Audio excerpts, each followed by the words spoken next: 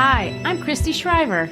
And I'm Gary Shriver, and this is the How to Love Lit podcast. We just finished talking through the much-adored classic Frankenstein by Mary Shelley, and we hope you loved it. We went everywhere in our discussion of that book. I know I said this pretty much every episode, but I stayed amazed the entire time about how many layers of meaning she had going on in the book. And I couldn't get away from the fact she was 18 years old when she wrote it. Anyway, we talked about politics, gender politics, religion, psychology, philosophy, chemistry, the natural sciences, drug addiction, and geography. I mean, talk about no stone uncovered, and all the stuff you probably shouldn't talk about at a party. She left out sports. Oh, okay. Something for later. Anyway, that's true. And although I spoke about 4 episodes pretty much despairing Percy, today I'm going to swallow all that and I'm going to make an about face and talk about what was good and, yes, perhaps even great about the other Shelley, Percy Shelley. I think he's the less famous of the two. Ironic, although I'm not really sure if that's true. But in fairness, Percy really is a good or a great writer, honestly, of lyric poetry, and definitely worthy of study. So today we want to highlight, sadly, only one. I'd love to do more because he does have some great books, or not books, but works. But we had to choose just one or we wouldn't have time. And I decided to go with the sonnet, Ozymandias. And yes, as much as I hate to admit it, there is a lot to say about this brilliant yet troubled young man. And he will always be young. And because guess what? He died at age 29. It is young. There's a spoiler for you. I think Mary Shelley would be the first to tell you that people are most often not all good or all bad, although she did create some pretty perfect people in her fiction. I mean, but that's fiction. And we in real life are just people, and complicated and messy and passionate and sometimes misguided and sometimes good and, yes, sometimes even evil. But it's never just one thing. I mean, to make everything or anyone all good or all bad in psychological terms is what we call splitting. And that is actually a function of childhood thinking. And so we have to look at everyone like that from Mary Shelley's point of view with all the complications. But for him, perhaps it's even more obvious. And not one thing, to me, is a wonderful way of looking at Percy Shelley. He's so interesting, although at times it's infuriating. So I think we should just lay it out there and make the case for really the greatness of this man.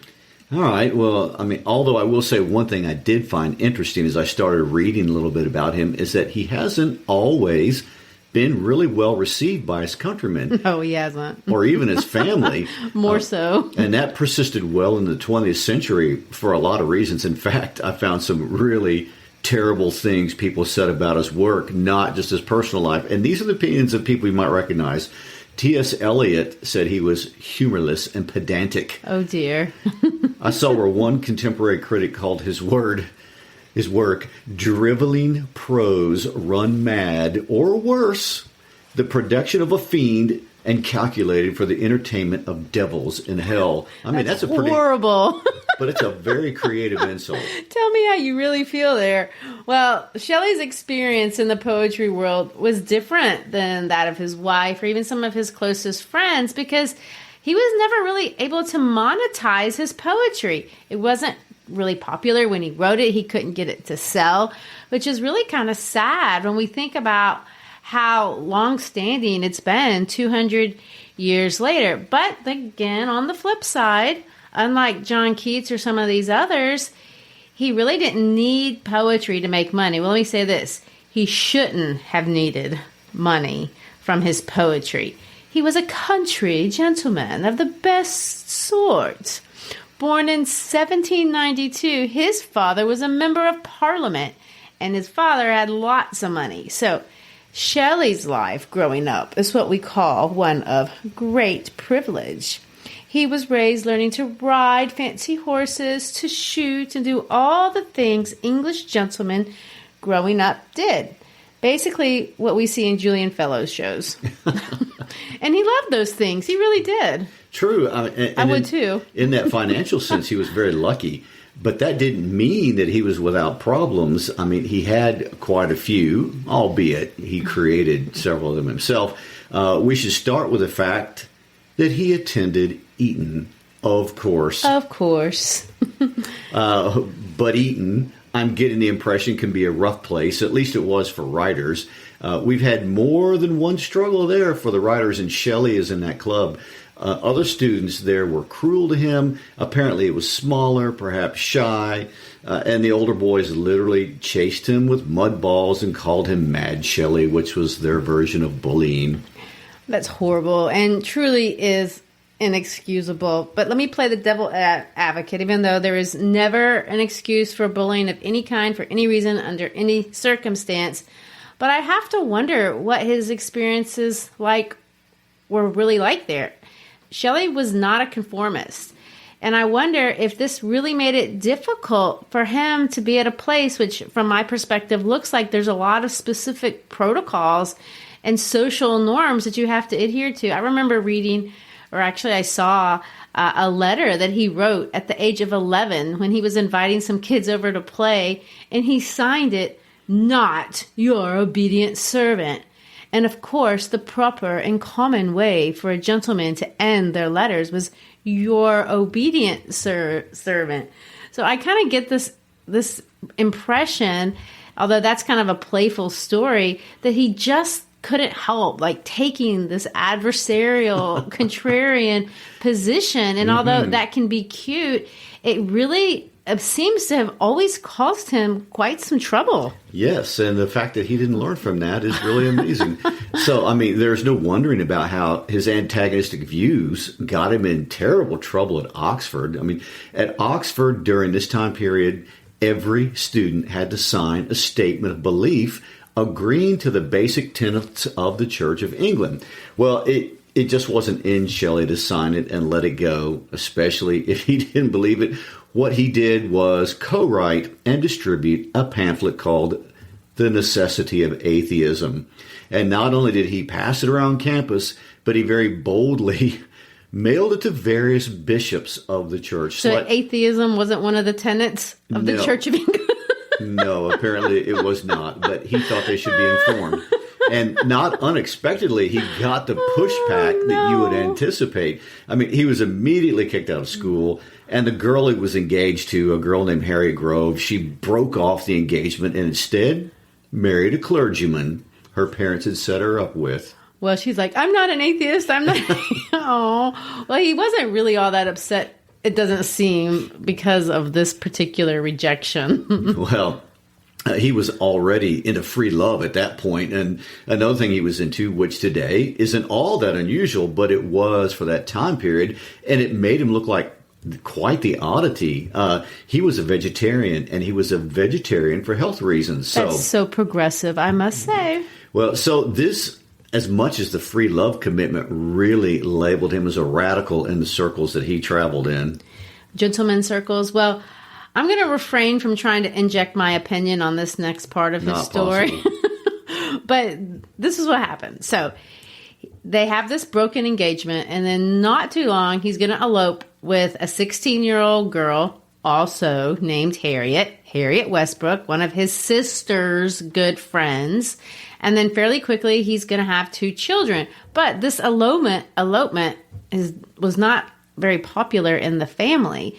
And his relationship with his father probably never recovered from it. But it was bad starting at this point and didn't improve, because after this, Percy still kept doing bad things. It's like he couldn't help it. I get this impression when you read his story from his perspective. It kind of reminds me of Queen, the singer.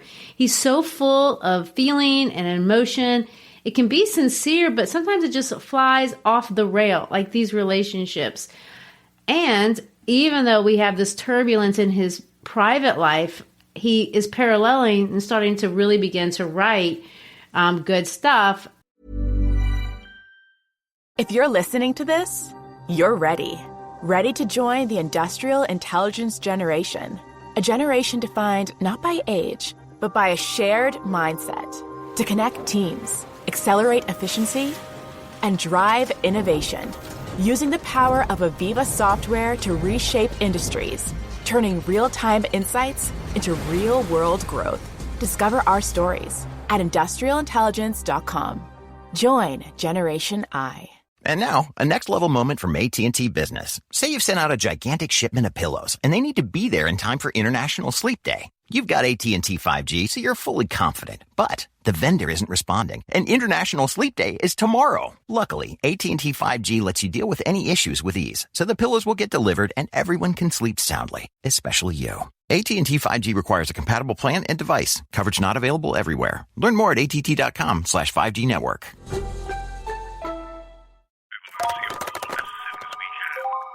Are you still running your business with one creaky old phone system? Missing calls, losing track of messages, and scrambling to keep up with your team? It's time to break up with the past and say hello to Quo. Quo is the #1 business phone system with 4.7 stars across 3,000 reviews on G2. Quo brings all your business phone calls and texts into one app for your team. No more juggling devices or being tied to a landline. Quo's built-in AI logs calls, creates summaries, automates follow-ups, and can even answer and route calls so you never miss an opportunity. Whether you're a solo operator or leading a growing team, Quo keeps you connected and helps you deliver standout customer experiences. Join over 90,000 businesses using Quo and see why it's the #1 business phone system for customer satisfaction. Level up your workflow with Quo. Get started free, plus get 20% off your first 6 months at quo.com/tech. That's Quo, spelled QUO.com/tech. And if you have existing numbers with another service, Quo will port them over for free. Quo, no missed calls, no missed customers. At the same time that this is all going on. And this is what I mean. So he has these kids with Harriet, but he falls in love with another girl named Elizabeth. And Elizabeth inspires what is his first really famous piece of writing called Queen Mab, after the character in the Shakespeare play. But in this piece, which I will say gets mixed reviews, he talks about beautiful things, ideals, a utopian world. So you get this sense that he's not Machiavellian. He does want the world to be a better place. He believes people can be good. They can be better. And he has faith and he has hope. And all this is attractive. But then when I look at his personal choices, I don't know what to make of it. Well, as we always say, we look at the life of the writer to see how it influences what they write. And that's where you can't make sense. Right. Well, inside his head, he does dream big dreams and he thinks great thoughts and he fixes a lot of the world's problems. But outside his head, he keeps doing things to get himself in trouble. The next being falling in love with, seducing, and running away with Mary Shelley and her sister, who were both underage. Oh, my. Never mind the fact that he's already married and has 2 children. In fact, Harriet's second child and Mary's first with Percy are only 3 months apart. You can't make that sound good. You can't make it up either. And you may recall from our discussion of this very incident when talking about Mary's life, Mary Shelley's father was not happy about any of this. He had really admired Percy, but this was just too much. And however, his convictions didn't leave him so upset to stop Percy from financially supporting him, which Percy Shelley did for quite some time. Yes, and this financial piece is also going to be a problem. It turns out that if you keep embarrassing your family, which clearly he did, it could result in a loss of allowance. Oops. Hate that when you're I know. 29. So now Percy can't support this lifestyle. He has no money, even though he's from a rich family. But people don't really know this, so lots of creditors are willing to lend him money, and he kind of lives off this for a while, but he can't pay it back. So he does what Victor Frankenstein would encourage him to do. He runs away. And the stress of all this results in something, again, very much like Victor. He gets very, very sick from stress and anxiety and inner turmoil. He actually was told he had consumption, which clearly it wasn't true. But by the time of that famous summer where Mary Shelley dreams up Frankenstein, he has recovered to some degree. He's in better financial shape because his grandfather died and apparently left him some money. But because of, the money, I'm not well received in England, I need to find a milder climate, they choose to leave England pretty much permanently, and they move to the continent and settle pretty much in Italy. Well, he was in better shape, but that wasn't the case for the other people in Mary and Percy's lives. His ex-wife, Harriet, killed herself, and Mary's half-sister killed herself. Mary's sister's death seemed to really upset Mary, but Percy, from what I can tell, didn't seem too distressed about Harriet. He fairly quickly marries Mary and tries to get his children back. Harriet had sued him for custody, which he doesn't get because the courts consider him an unfit father, which is probably wise, and the grandparents will get the children. And again, they have to run away. So for the next 4 years, they're mostly in Italy. And all the scholars agree, really, that this is really where we get his best stuff.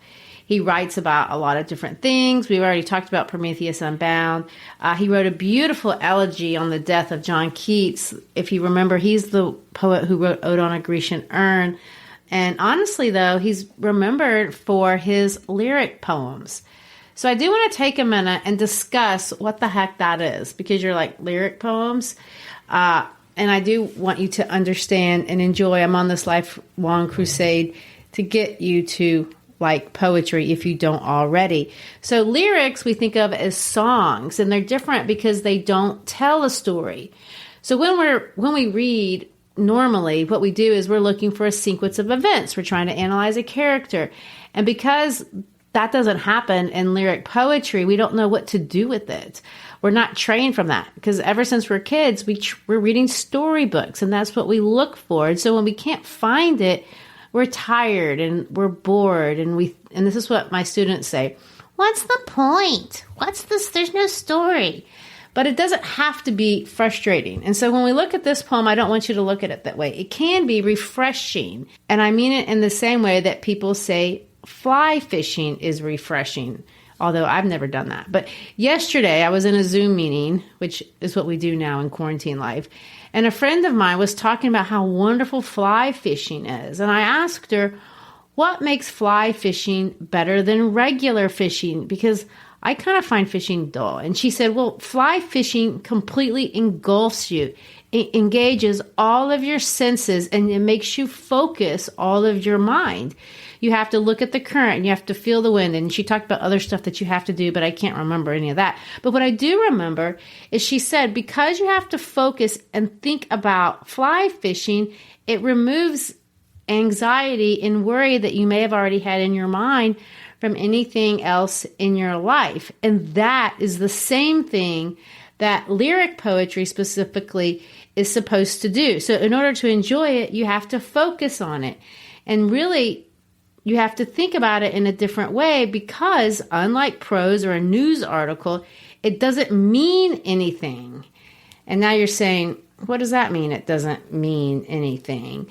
And that makes it sound like it's unimportant. But historically, actually, that's been a very important part of it, because you, as a participant, you have to find the meaning there. So let me put it this way. When you say something in a poetic form, you can say pretty much anything you want and get away with it. Things that would be totally socially inappropriate in any other context. So let me give you a quick and dirty example. Just take rap music. And I don't want to disparage rap music. I'm not trying to do that. But rap artists are the closest things that we really have in popular culture to lyric poetry. And what you can most, when people think of rap artists, one of the things that you have to admit that they have freedom to say things that no one else says in any other context with very few social repercussions. They can talk about rape and brutalizing women and drugs and anything that they want to say, things that you would never print in a paper. But because you can say it in poetic form, it kind of flies under the radar. And I'm not passing judgment on that. In fact, that's a very important and not very modern function of poetry. Poetry always does that.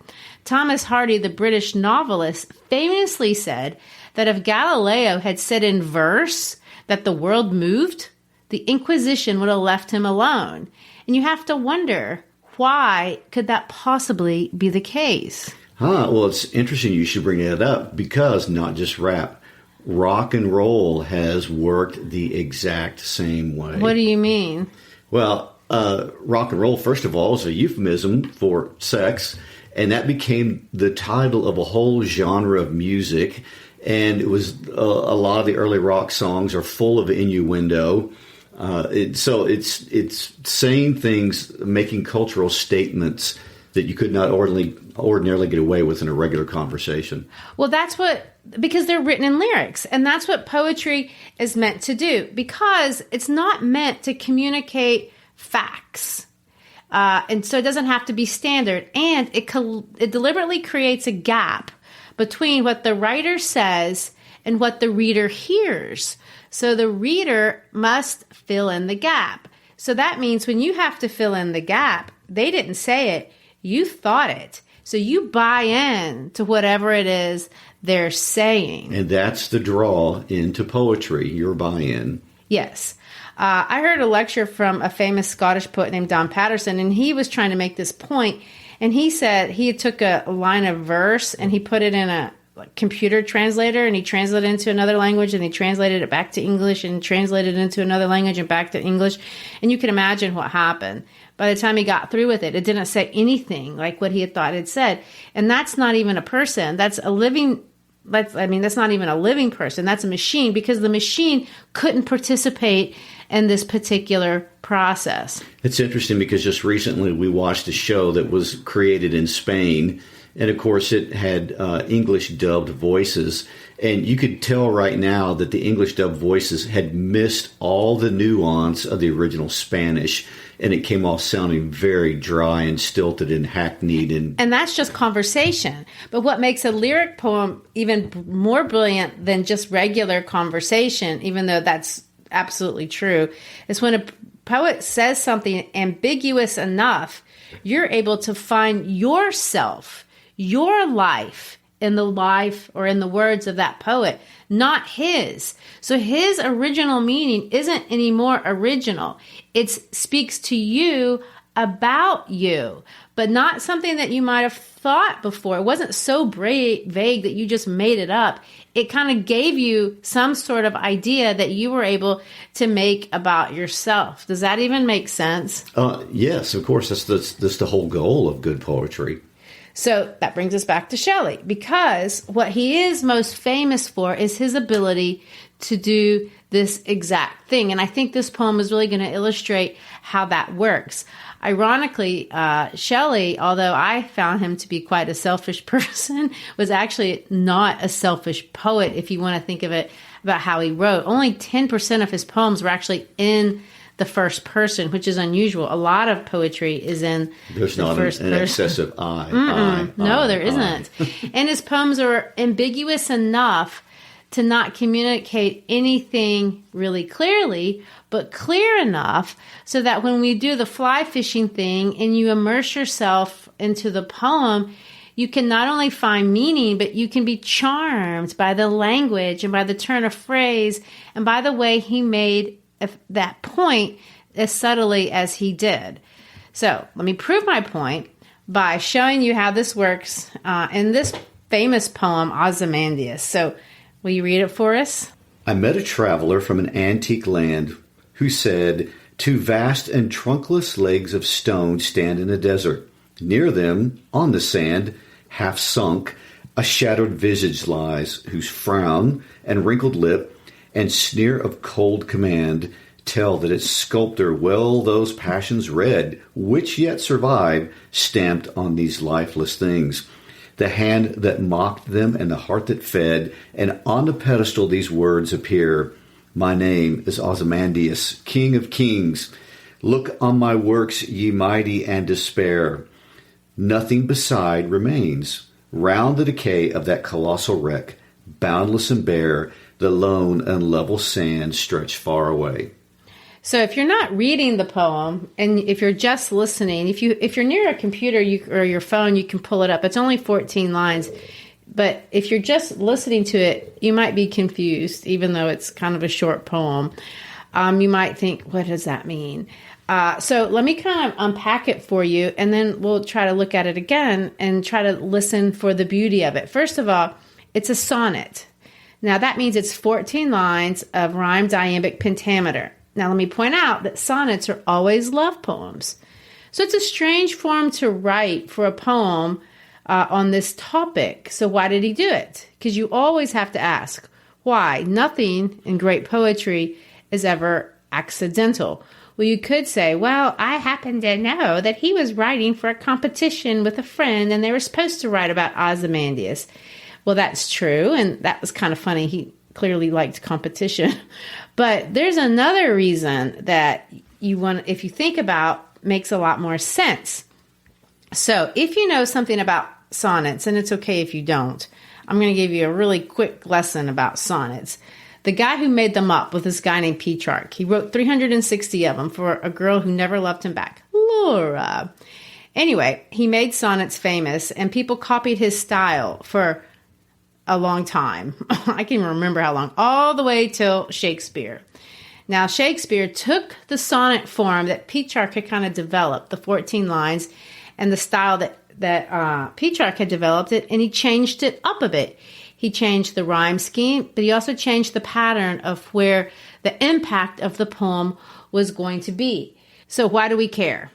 Well, it's what makes this poem interesting. And if you're so inclined, this is what Shelley did. He took the two styles of sonnet writings, the patterns that they both were using, and he did half of one pattern and kind of half another pattern. Kind of, I'm not your obedient servant kind of form. He kind of made up his own rhyme scheme, but not really. So you have to ask, well, what does that mean? Well, when you first look at the poem, and if you're scanning it and you're saying, that's A, B, A, B, A, C, D, C, E, D, you might think, why did he do that? Well, you can't know, and you just have to have that in your mind and let it kind of simmer around as a puzzle and keep that. Boost Mobile is now sending experts nationwide to deliver and set up customers' new phones. Wait, we're going on tour? We're delivering and setting up customers' phones. It's not a tour. Not with that attitude. Introducing Store to Door. Switch and get a new device with expert setup and delivery. Delivery available for select devices purchased at boostmobile.com. Change isn't coming. It's already here. Commerce is going digital, and tax complexity is multiplying. Tax rules evolve, rates shift, data floods in. Vertex connects it all. A global tax compliance platform powered by tax-ready data and intelligent systems. Smarter tech, continuous tax compliance, built-in confidence. Learn more at vertexinc.com.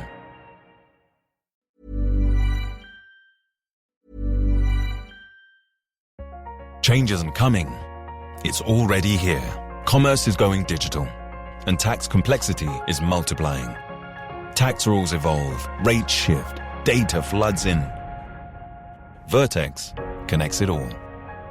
A global tax compliance platform powered by tax-ready data and intelligent systems.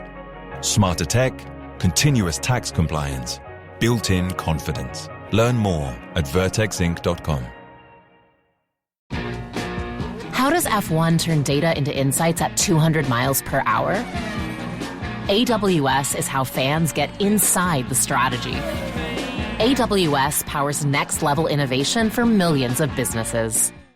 Hey guys, it's Danny Pellegrino from Everything Iconic. There's an all-new season of The Secret Lives of Mormon Wives now streaming on Hulu.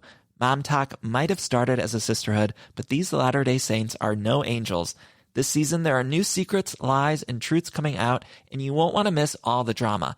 Watch the new season of the Hulu original, The Secret Lives of Mormon Wives, streaming on Hulu and Hulu on Disney Plus for bundle subscribers. Terms apply. Question as you look and see if all the little pieces of the puzzle will make sense. Remember, structure, how something is created, cannot create meaning. It can just support meaning that the words are making.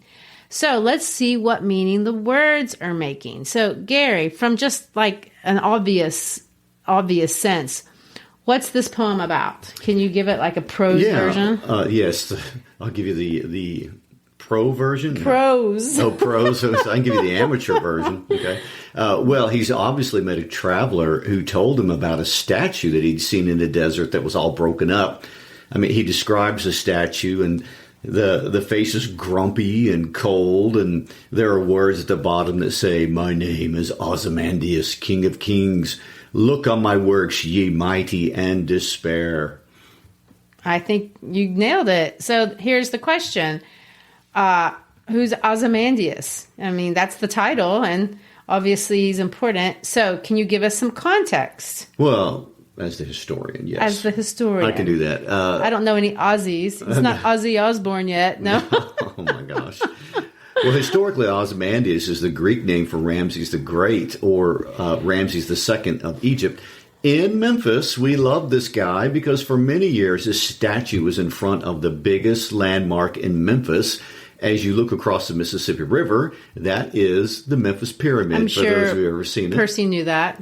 Yes, he did. It was coming. I'd like to also point out we have a high school in this town whose mascot are the Pharaohs. Yes. So, anyway, oddly enough, Bass Pro Shop has taken up residence in the pyramid that Ramses used to be at, and Ramses has been moved to the University of Memphis, so you can still visit him there. And anyway, the real Ramses, not the Memphis Ramses, is widely considered to be one of the greatest, if not the greatest of the pharaohs, although a lot of modern scholars think he was the greatest of all propagandists among the pharaohs.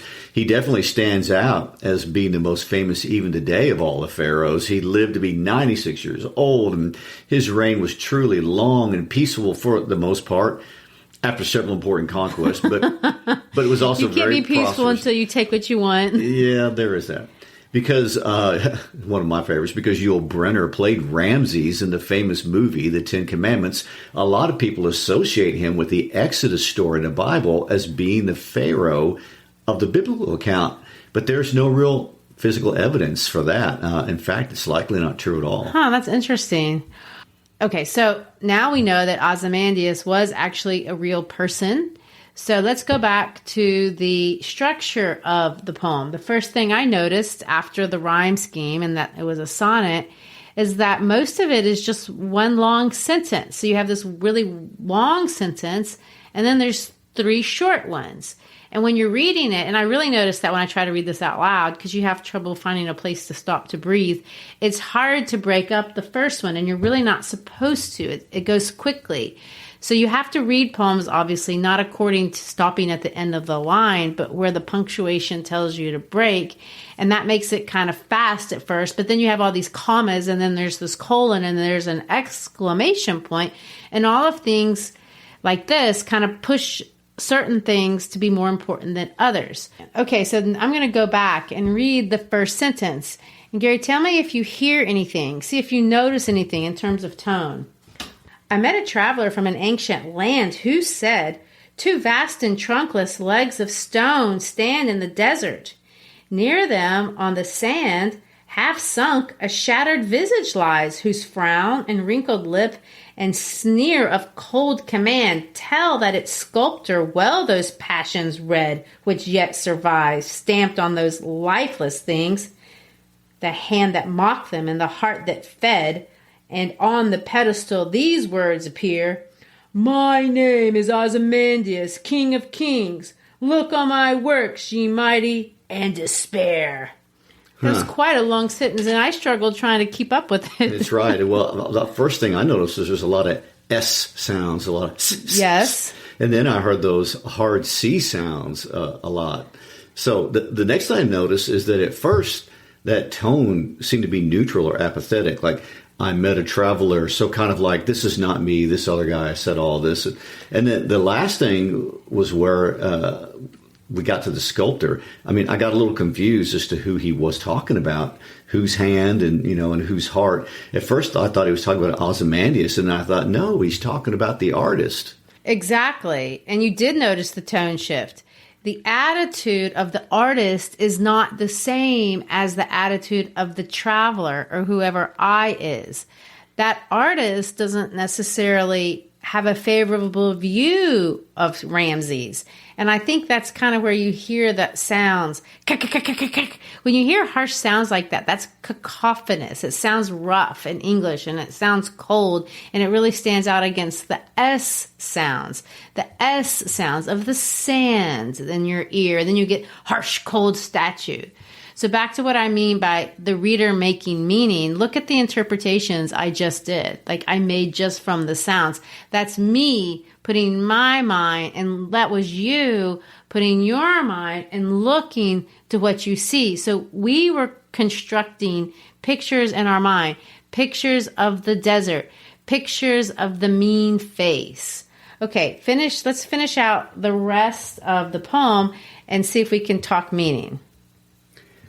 Nothing beside remains round the decay of that colossal wreck, boundless and bare, the lone and level sands stretch far away. Notice anything?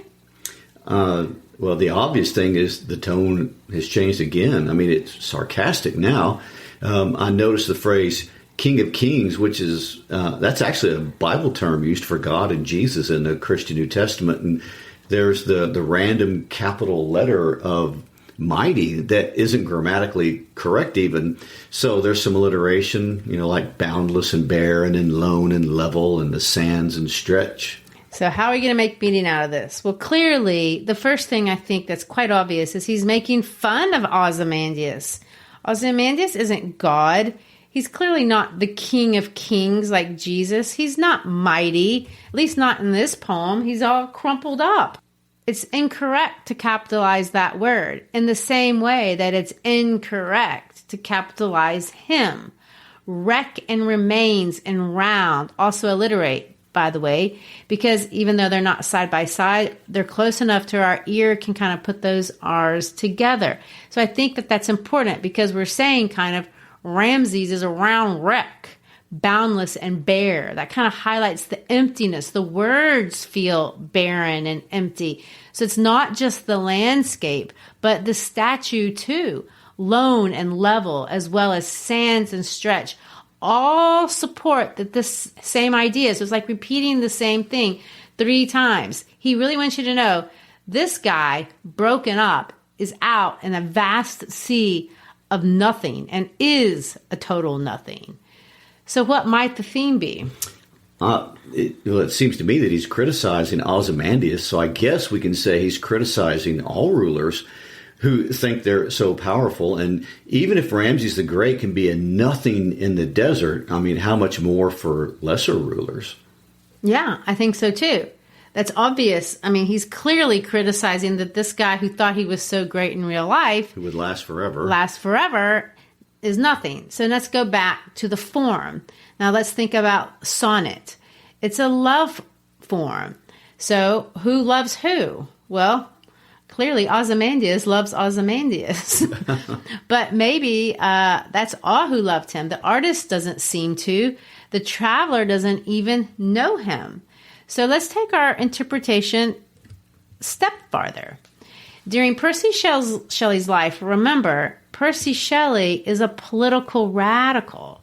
And on the throne at the day that he was living was a king named King George. Now, would there be any parallel that we could make, or would Percy have made between King George and Ozymandias? No doubt. First of all, at this time period in history, Britain is the premier world power. They're at the heart, or the height of their empire during this time period. So Ozymandias King George is the Ozymandias of his day. Just as Ramses is saying in here, look on my works, ye mighty in despair. The British said, the sun never sets on the British Empire, so it was an attitude of it's invincible and it's forever. I guess you could draw an analogy, but I don't pretend to be an expert on English history. I'm way outside of my area. But as an American history teacher, the first thing that immediately comes to mind is that King George is king during our revolution. And he's also the king when England is at war with France. Of course, they were at France perpetually, at war with France, which, of course, played into the American experience and had a lot of influence on what happened in the United States or the colonies at the time. Well, I don't think we have to go much deeper into King George to see the point that he's trying to make, because Percy is a pacifist. He's against violence. And of course, King George is full of violence. He's trying to conquer the world, sacrificing lots of British young men in the process. So to me, it's very easy to make this metaphorical transition, which you just seamlessly did. And I think the English audience would have clearly known that that's probably some, perspective, that's kind of who he was probably talking about. Something like, our king thinks he's the king of things. He thinks he's God, but just like Ramses, he's just a few years away from a broken statue. The voices just make all of this, okay? Well, anyway, no doubt, this poem could be about any king, any political leader, a present-day leader, a past leader, anybody that might be considered arrogant as a leader, which is inherent in the job. And I suspect that there's a long list of qualifying individuals from around the globe, depending on what country you live in. That might qualify. Always. Well, this is how poems can be personal, because now we can create meaning. I do want to make one more point before we close out, because I think it's an important one, that in a poem, all things have to fit into the interpretation. So everything had to cooperate together. And so we're stuck with this unusual structure that I think that we haven't explained yet. Why does he change up the structure of the traditional poem? How would that support the interpretation of someone being great? Well, then you have to think, well, maybe there's more than one thing that he's trying to say. So let's go take another pass through the poem and say, did I miss anything? Because I think we missed something very important on our first pass. If you go back to the 8th line in the poem, which of course is smack dab in the middle of the poem, there's a word that kind of stands out that's an unusual choice. And he says this, the hand that mocked them. Well, what does he mean by that? How did the artist mock them, whatever he's talking about, the statue? Well, an artist, when he makes a sculpture, mocks up, like you're mocking up something, you're creating something. So when I first read it, because my first understanding of the word mock means make fun of, when you think, well, an artist can't make fun of the guy he's, making the statue of, especially if he's an arrogant leader, he'll get his head lopped off. So you say, oh, it's a pun. It's a pun. So, and then you think, the artist was mocking up Ramsay because he made his face like that. And Ramses thought he was being portrayed as strong, but it isn't strong. His lip is wrinkled and the face is described as a sneer. So the ruler is kind of too stupid, or really too egocentric, to realize that the sculptor is making a mockery of him to last for all times. Kind of clever. So if you look at the poem in that way, this poem is not only about Ozymandias, it's about the artist who got the last word. The artist's impression of Ozymandias outlived Ozymandias. Like the power of art, maybe the power of poetry, the power of the written word always outlives everything. And of course, this brings us to the theology that's kind of at the subtext of the poem. So we're back to the King of Kings, because he threw in a little biblical allusion. We know, of course, that Percy was an atheist. He made that clear in college, but he also knew his Bible. Every good English boy did. And in the Christian Bible, the Bible says, in the beginning was the Word was with God, and the Word was God. So here's the mockery. And if you think about it, it's something Percy Shelley would say. It's quite an arrogant statement if you look at it in that way. But I think it's a fair way to say that Shelley, in a sense, is kind of thinking, you think you're God? You think you're the King of Kings? I'm more of a God than you are because I make words, and eternity is in the words, not in the rock, and certainly not in the ruler. What do you think about that? I think, good grief.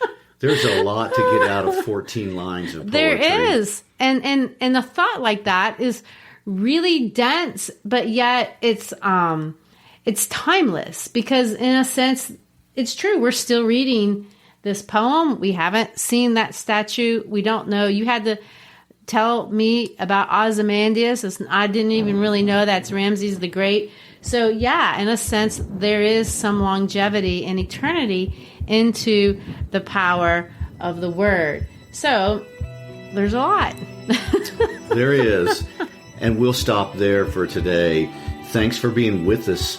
And check us out on Facebook. Check us out on Instagram. Look at howtolovelyitpodcast.com. And most importantly, tell your friends about the podcast. See you later. Peace out.